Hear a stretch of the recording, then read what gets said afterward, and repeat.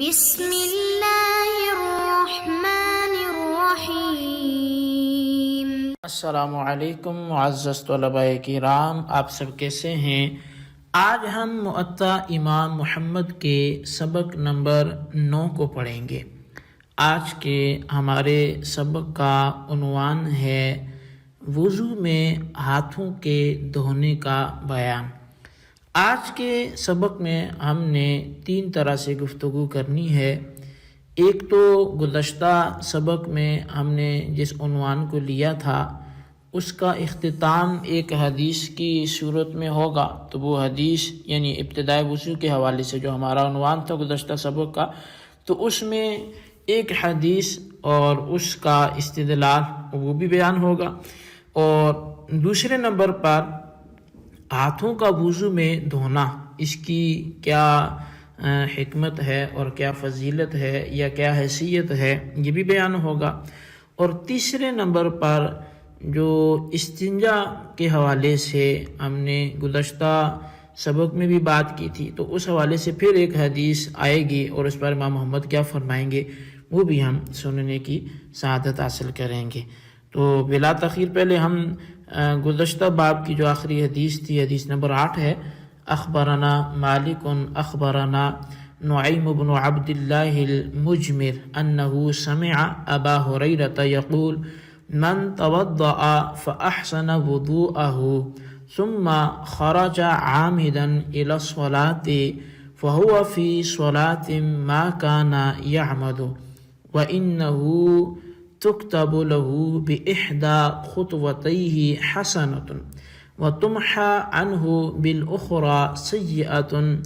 فإن سمع أحدكم الإقامة فلا يسع فإن أعظمكم أجرا أبعدكم دارا قالوا لما يا أبا هريرة قال من اجل کثرت خطا۔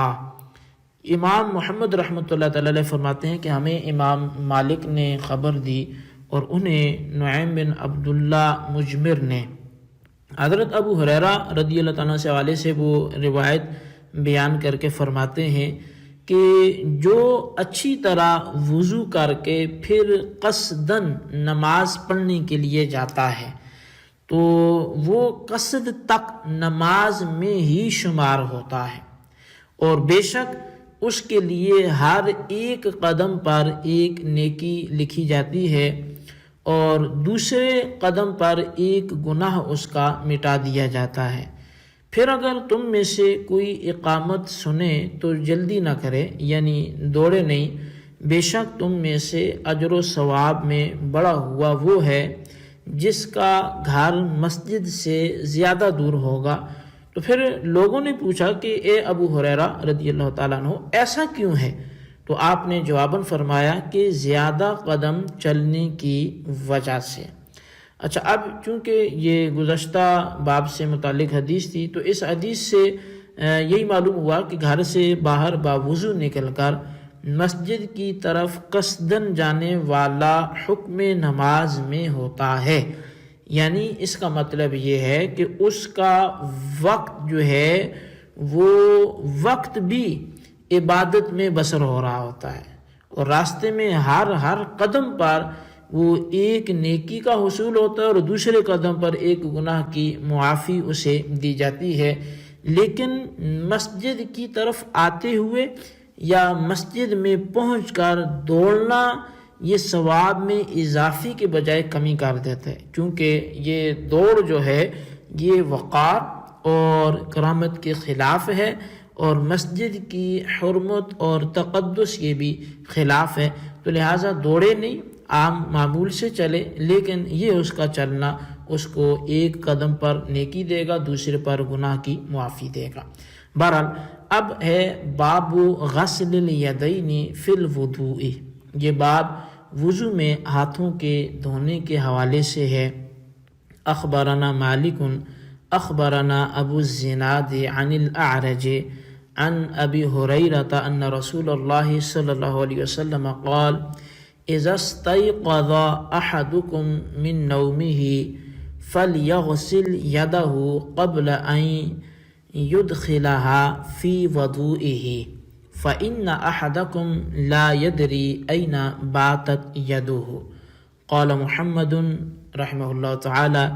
هذا حسن وهكذا ينبغي أن يفعل وليس من الأمر الواجب الذي إن تركه تارك أثم وهو قول أبي حنیفة رحمہ اللہ۔ اچھا جی، اب امام محمد رحمۃ اللہ تعالی علیہ یہ بیان فرماتے ہیں کہ ہمیں امام مالک نے اور انہیں ابو زناد نے اور انہیں اعرج نے حضرت ابو ہریرہ رضی اللہ تعالیٰ عنہ کے حوالے سے خبر دی کہ نبی علیہ الصلوۃ والسلام نے ارشاد فرمایا، جب تم میں سے کوئی نیند سے بیدار ہو تو پانی والے برتن میں ہاتھ ڈالنے سے پہلے اپنے ہاتھ کو دھو لے،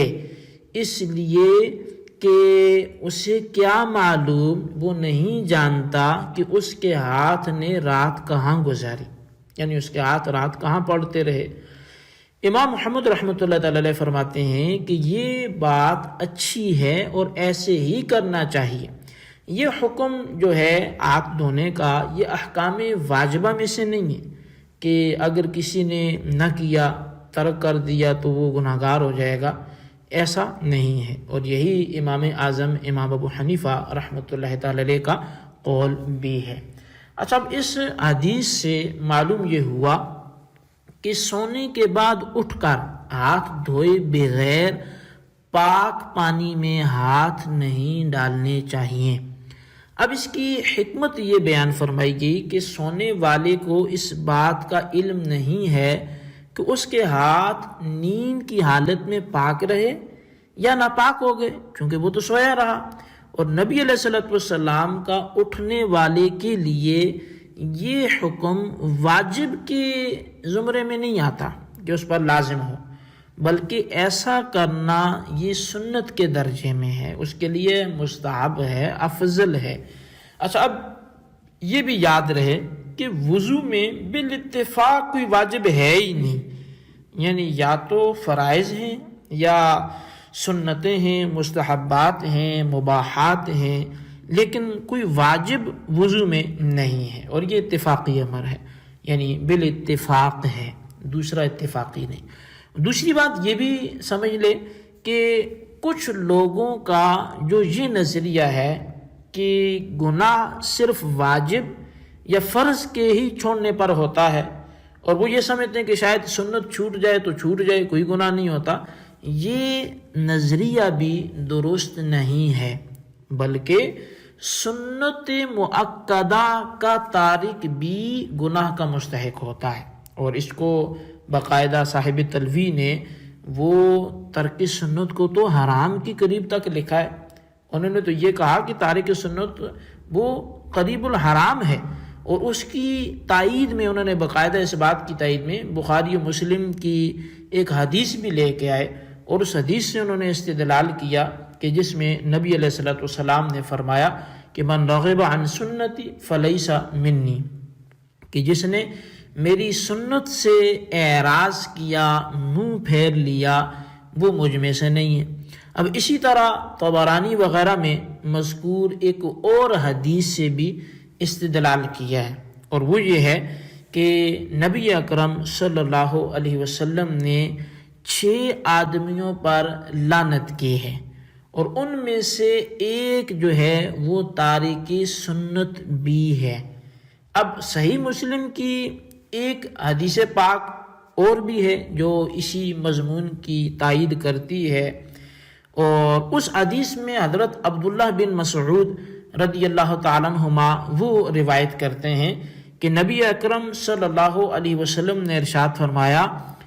جو مسلمان کل قیامت کو اللہ تعالی سے ملاقات کی آرزو رکھتا ہے اور تمنا رکھتا ہے،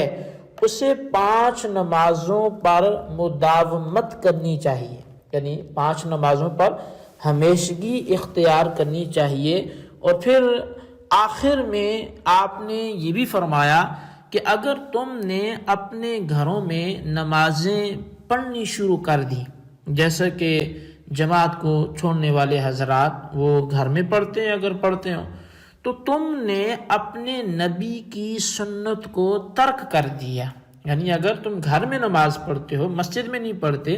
تو تم نے اپنے نبی کی سنت کو ترک کر دیا، اور اگر ترک سنت پایا گیا تو پھر تم سمجھ لو کہ تم گمراہ ہو گئے ہو۔ تو اب دیکھیں کہ سنت کے ترک پر کتنی بڑی بات انہوں نے بول دی۔ تو بہرحال معلوم یہ ہوا کہ نبی اکرم صلی اللہ علیہ وسلم کی سنت کو چھوڑنا یہ گناہ کو لازم کرتا ہے۔ تو اب تم میں سے کسی نے اگر بطریق